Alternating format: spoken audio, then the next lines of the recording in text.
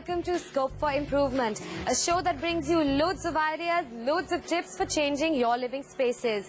If you have a space, don't know what to do with it, give us a call. We'll come with our team of experts, give your space a makeover, and that too completely free of cost. Before we begin today's show, let's take a look at what's coming up. First, a look at how we reorganize a crowded storeroom. Watch out for some interesting space-saving designs for your stores. And then how you can give ignored spaces a colourful facelift. This week it's Mrs. Nayak from New Delhi who got lucky. Is she ready for us? Let's find out.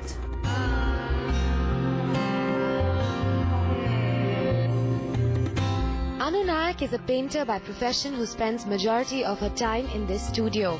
Her work of 40 years often takes her out of this sanctuary to various exhibitions held all over the country as well as some parts of the world.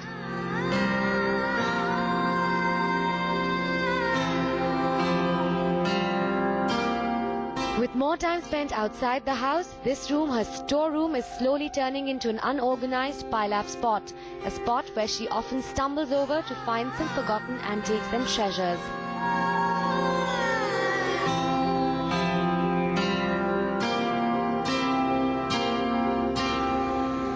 Mrs. Nayak is a painter by profession, a painter who has to be on the move most of the time.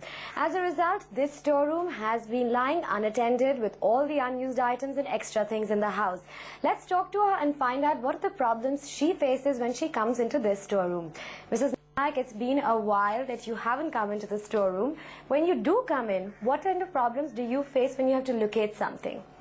I think I really get very puzzled where the things are, and because they are kept very badly. I know it's all my doing, but I don't know where I've kept what, and then I forget what I'm looking for.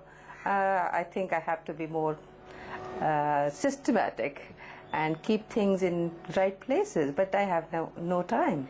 Mrs. Nayak, why haven't you been able to actually organize this space a little better?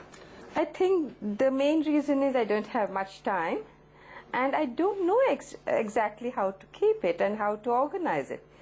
I'll have to have some tips from someone to know how to keep it. I'm a painter, I'm not a very good housewife, I think. Now let's take a closer look at this door.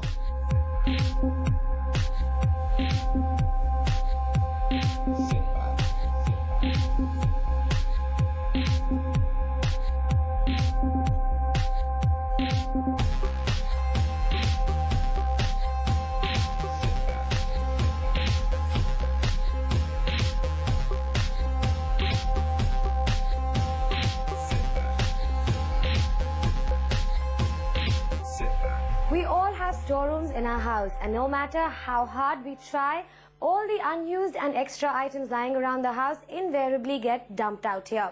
So let's throw this challenge of converting the storeroom, making it more user-friendly, to our interior designer Madhav Raman and see what he comes up with. Madhav Raman, a budding designer, would certainly qualify as a tall pillar of interesting contrast. 3 years into his company, Anagram, Madhav has graduated from his passing whim of being a cartoonist to a qualified graphics designer along with a degree from SPA. So ma'am, you've got this storeroom over here that you want to redo. Yeah.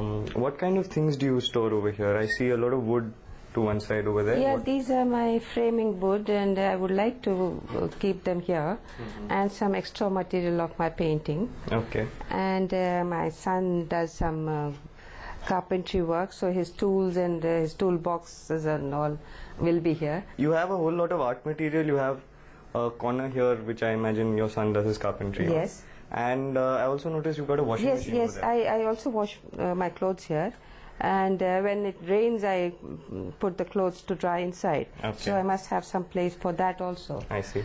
So basically ma'am, what we'll be looking at doing is organizing your storage and shelving so that it is easier for you to access, a little more organized. There's not so much clutter. You don't spend so much time hunting for things once you're in that here. would be really nice, yeah. And also a little space for the washing machine to continue to be here. Yeah. And maybe a little corner for your son to carry on with his carpentry work. Let's take a closer look at the floor plan of the store. This was originally part of a terrace which was later converted into a storeroom. Bad space management is what plagued this area. The store currently houses a carpentry workshop and is also used as a dumping yard for extra and unattended things. A washing machine has also been placed at a lower level in the store. What would you need to organize a store full of unattended items and unused items lying around the house? Well, let's join our in-house supervisor Shantan and see what kind of shopping he's lined up for you. Shopping for raw material for a storeroom was an easy task, but at the same time required a little bit of extra care in our choice of wood. Since most of the areas being built would be used as either workspace or for storage purposes, we stopped off at Jwala Prasad & Company in Kotla Mubarakpur and opted to buy commercial board. Our choice for commercial board was simple since it was proving to be both economical and hardy. Commercial board is usually available at 6 by 4 feet sizes, and depending on the quality you buy, prices start at 640 rupees for 19 mm panel.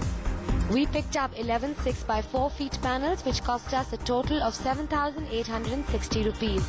With the wood taken care of, it was now time to place our specific requirements for glass at the Asahi Glass showroom. We wanted to place glass at specific places to make the job of searching for dead items even easier. We opted for 6 mm glass panels which are usually sold at 45 rupees per square foot.